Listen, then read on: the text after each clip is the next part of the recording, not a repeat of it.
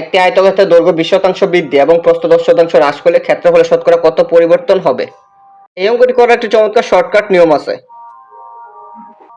নিয়মটি হলো a plus B plus A B ভাগ 100। এখানে a সমান হচ্ছে প্রথম শতকরা যেটা আছে এটা ধরবো, আর b সমান হচ্ছে দ্বিতীয় শতকরা যেটা আছে এটা ধরবো।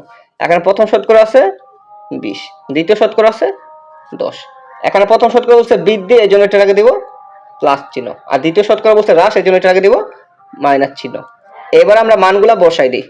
এর মান হচ্ছে প্লাস 20, বি এর মান কত মাইনাস 10, এ বি ভাগ 100 এর মান 20, 10 গুণ 100।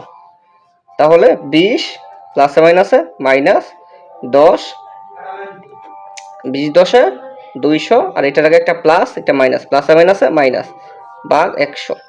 তাহলে 20 থেকে যদি আমি 10 বিয়োগ করি তাহলে দাঁড়ালো কত 10, আর এটা যদি আমি ভাগ করি 0 0 0 0 কাটা, তাহলে এটা কত হলো মাইনাস। এটা যেহেতু মাইনাস আমি এই জন্য একটা ব্র্যাকেট দিয়ে দিলাম।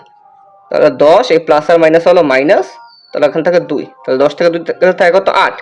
এটার এখন তো কোনো চিহ্ন না, আর চিহ্ন নাই মানে এটা সবসময় প্লাস থাকে। তাহলে আমার প্লাস থাকলে কি ধরেছিলাম বৃদ্ধি, আর মাইনাস থাকলে হ্রাস। যেহেতু এটা চিহ্ন নাই মানে প্লাস, তাহলে কি হচ্ছে শতকরা কত পরিবর্তন হচ্ছে, তাহলে আমরা লিখতে পারি যে শতকরা কি 8% বৃদ্ধি হলো, অর্থাৎ ক্ষেত্রফলের শতকরা 8% বৃদ্ধি হলো, যেহেতু এখানে আমি প্লাস পেলাম। আশা করি সবাই অঙ্কটা বুঝতে পারছি। অঙ্কটি যদি সবাই বুঝতে পারেন তাহলে স্ক্রিনে দেওয়া এই অঙ্কটি করে কমেন্ট বক্সে উত্তর লিখবেন। সবাইকে ধন্যবাদ, আর সবাই আমাদের ফেসবুক পেজটি ফলো করে দেবেন, আর ইউটিউব থেকে দেখলে চ্যানেলটা সাবস্ক্রাইব করে দিবেন।